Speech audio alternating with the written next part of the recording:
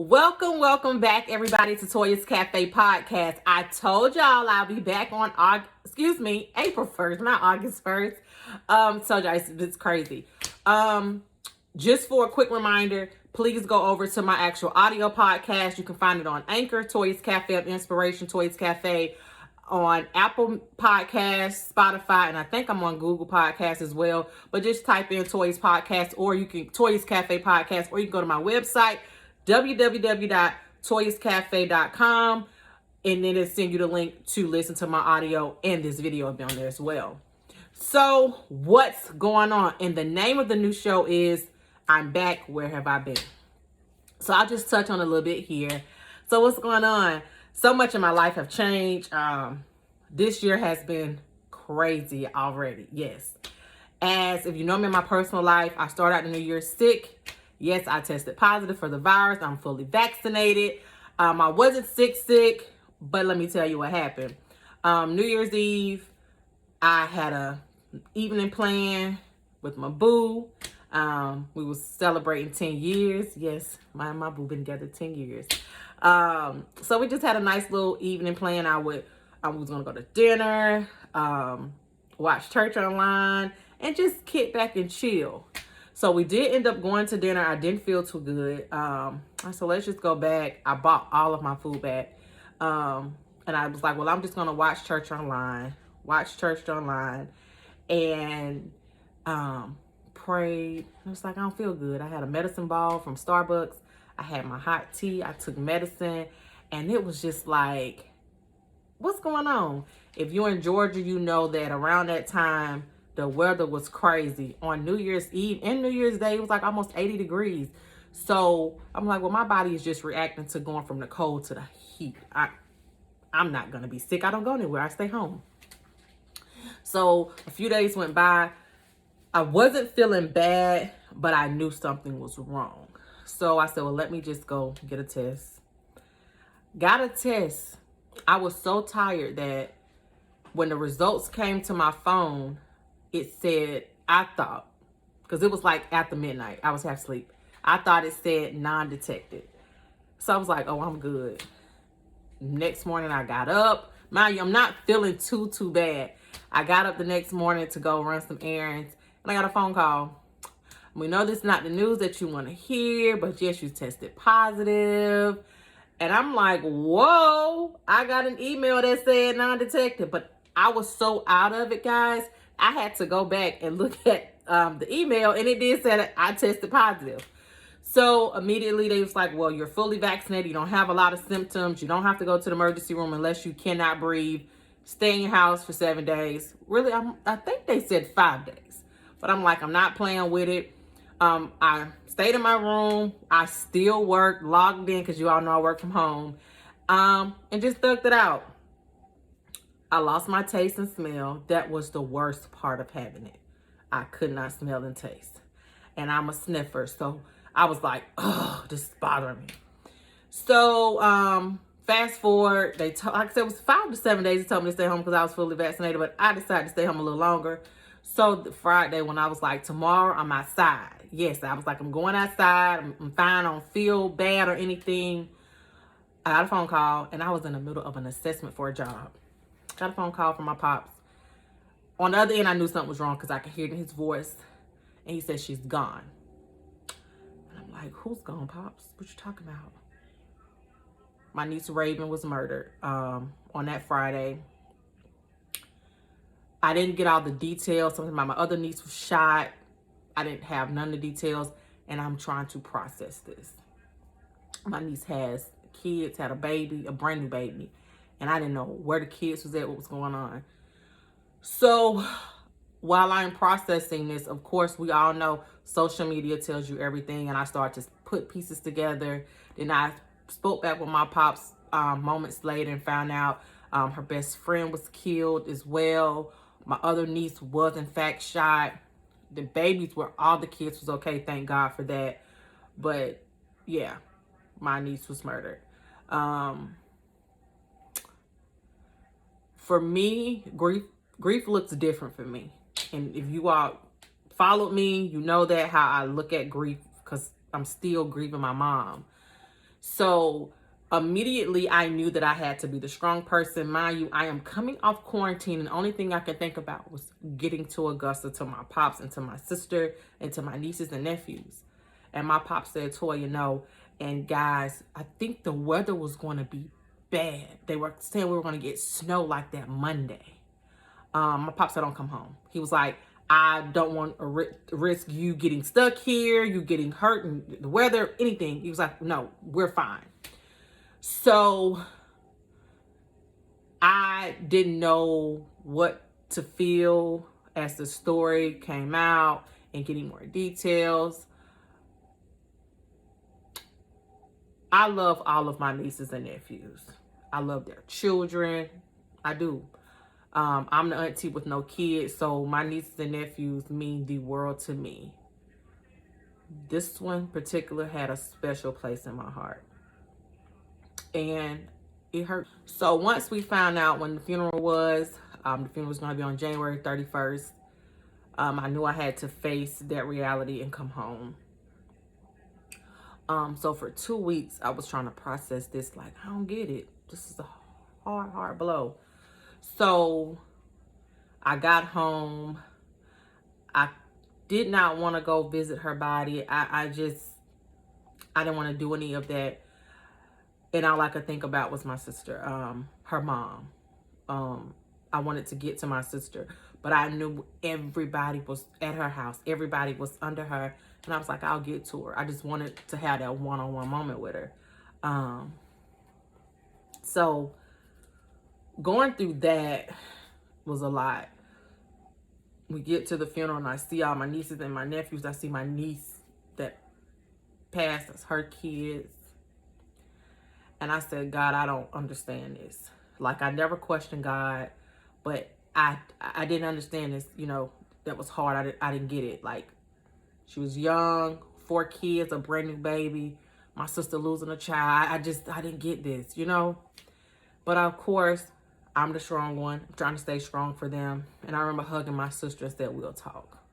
My sister I saw her cry. It broke me.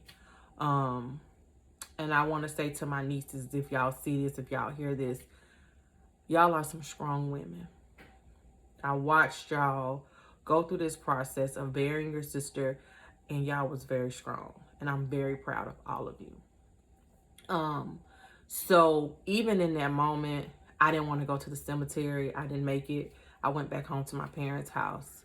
And I said, I'll go talk to my sister that Tuesday, before I left to come back home.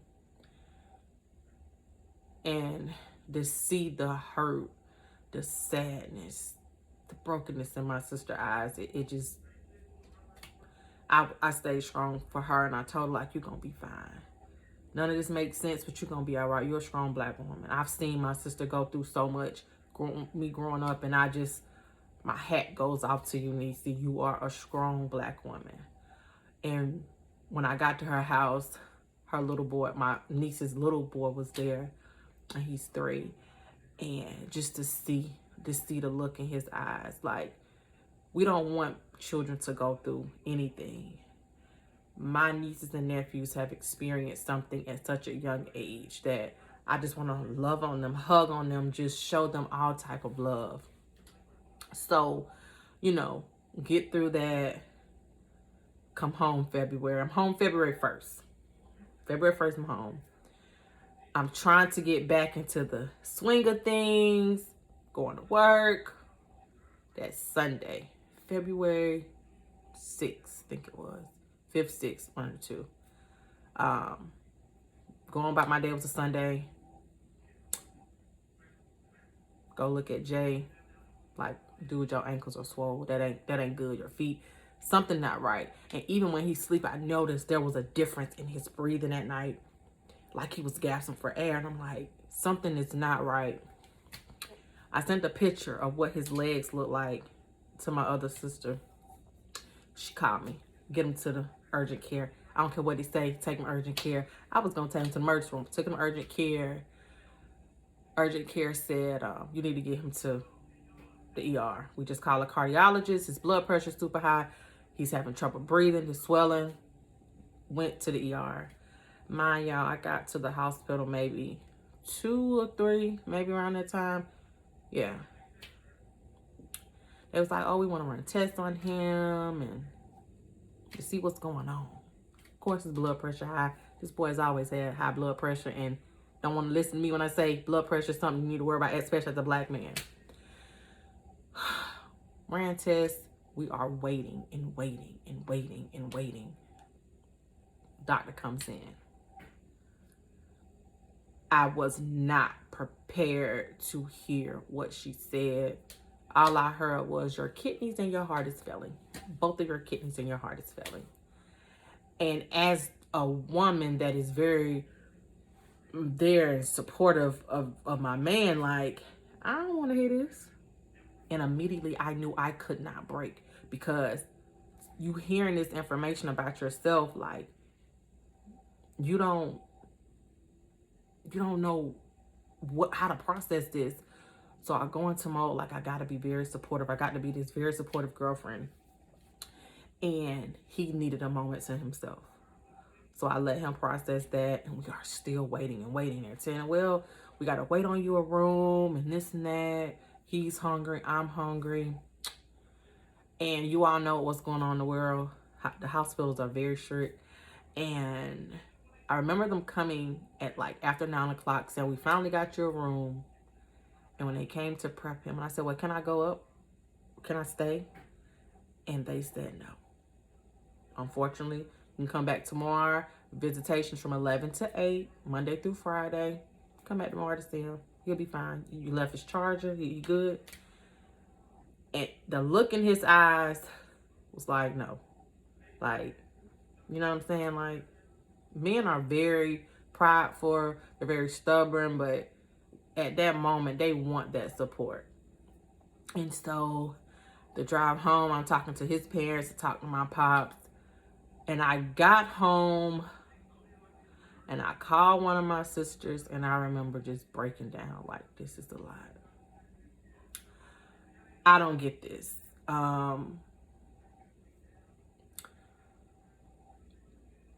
I did not know how to process this, and I wanted to stay strong.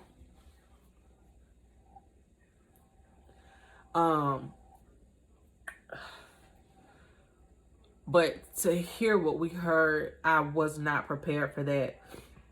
But I knew that I'm a very strong woman, and I trust God. I believe that God allows us to go through things to open up our eyes and just to prepare us for things. And so I prayed so hard that Sunday night, and I said, God, I don't know why you are allowing both of us to go through this, but I trust you, and I know that you're a God that heals. I know that you're going to touch his body, and God, while he's there, talk to him. And I had a conversation with my uncle, and my uncle said, Boo, I'm going to be honest with you. God will put us in our darkest moments so he can speak to us, so we can hear him. And trust me, I'm a witness to that. So, I could not sleep. Mind you, I told my supervisors what was going on, and I was like, I'm going to work. I'm working. I'm just not going to go into the office this week because I need to be at this hospital with him. When 11 o'clock hit, he needs to see me walking through the door. That was me. I work from home. I got off early that Monday, and I'm at the hospital seeing whatever he needed. I probably slept 2 hours. Got to the hospital. He was like, I'm waiting on the doctors, but he was in good spirits, as as expected. And wow, yeah, it was a lot. I will say that. We went through that week running tests. They wanted to check his kidneys. He had to get a small procedure while he was there, and we hear about his heart, we hear about his kidneys, what we need to do. And I remember a nurse or doctor said to him, like, matter of fact, it was his kidney doctor. She said, we're able to save your life. Like, make sure you do what you're supposed to do. Yes, they may not be functioning like, but we can help you. You're 40 years old, we can help you. So instantly, I went into that, yes, you're going to do right. Whatever's needed, we going to get done. So that was Sunday. He was released from the hospital that Saturday. And he got home. He was just happy to be home. And all I said, I'm going to fix you some chicken salad. I was like, I'm going to go to the store and fix you some chicken salad. Make sure you can take your meds. And, and even with that, when I tell you, and I don't like to give the devil's God's credit, because sometimes it's God testing us. But when I tell you, I felt like Satan was doing this to me, because we got a call from Walgreens. You got one of your prescriptions is $1,200. Excuse me, $1,200. I called hospital back. I'm like, whoa. Did y'all know that he was going to have a $1,200 pill? And the lady was like, yes, that's why we prescribed something else. We don't know what Walgreens had. She was like, at this point, Miss Taylor, you can come back up here and I'll give him the medicine. But when I tell you favor, a $1,200 pill went to $10. And it's not about me. It's not even about Jay right now. It's the favor. It's what God have over both of our lives. And I just remember just being at Walgreens, sitting in my car, like, God, I thank you. I thank you. And so he was home. He was kind of out of it. He was trying to get his strength back. And I'm still watching him as he sleep. I can't sleep because I'm watching him to make sure his breathing is right. And so I will say this. Jay got out of the hospital February. Valentine's Day was on a Monday, 14th. So February 12th, something like that. That Saturday, that following Saturday, he was out. Things in my life changed for the better. I got offered a position with another company that basically doubled my pay and salary. And how Jay walked into that hospital, if you knew all,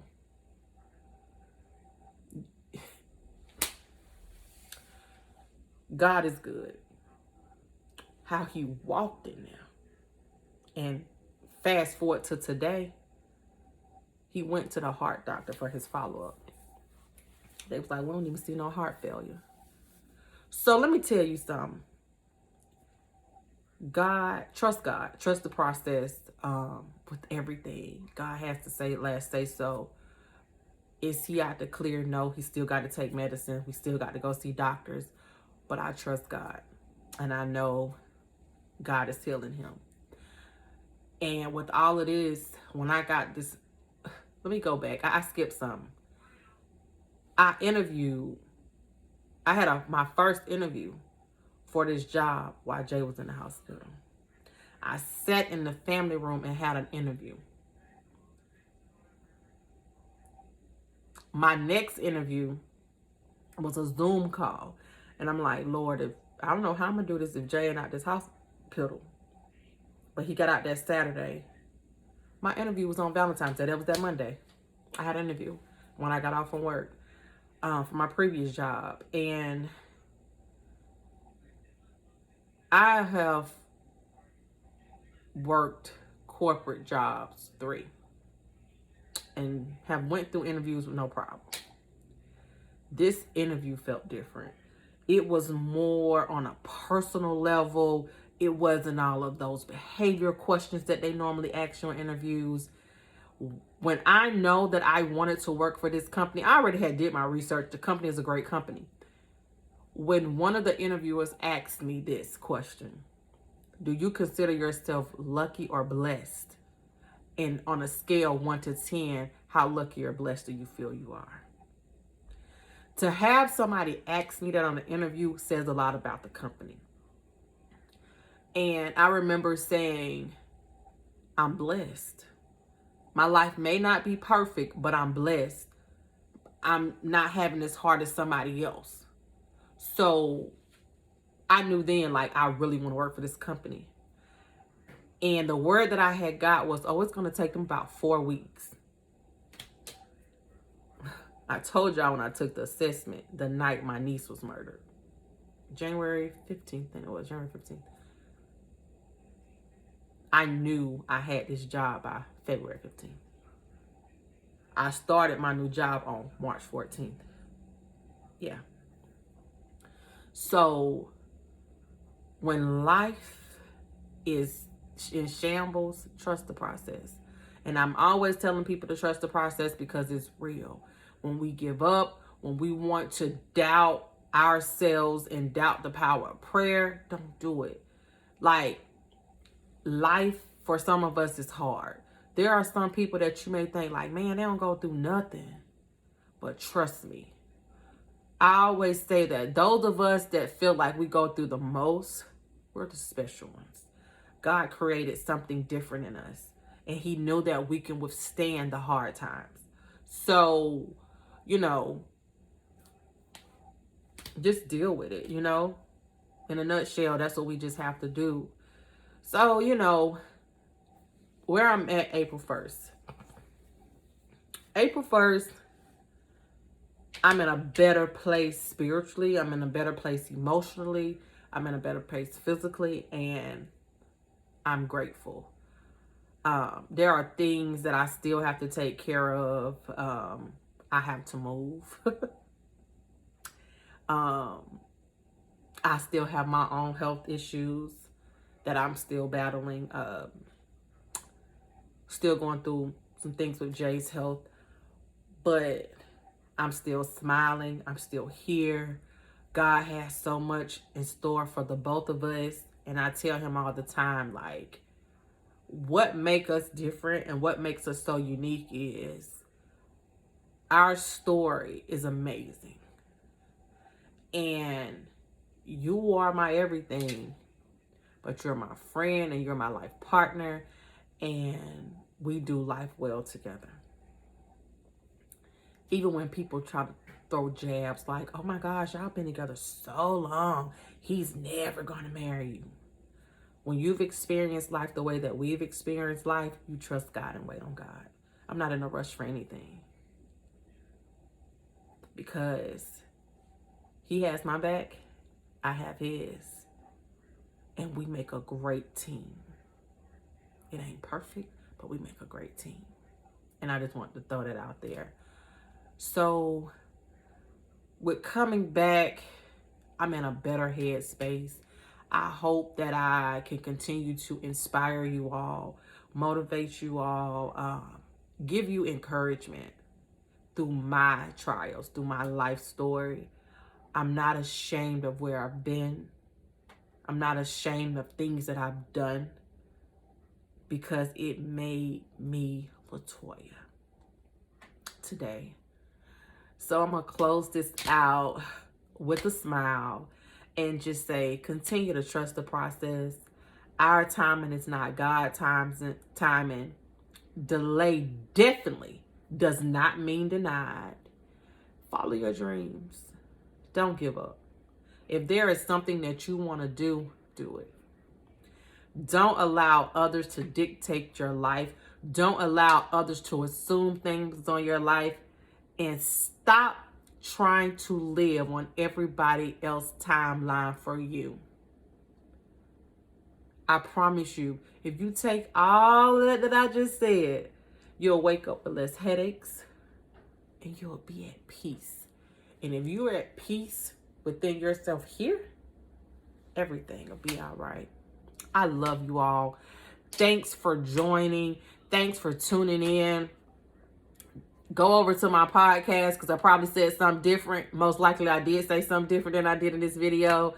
My eyes are red because I said I wasn't going to cry. But hey, this is real. This is raw. This is me. Thank you all. I love you. Remember to keep shining like diamonds.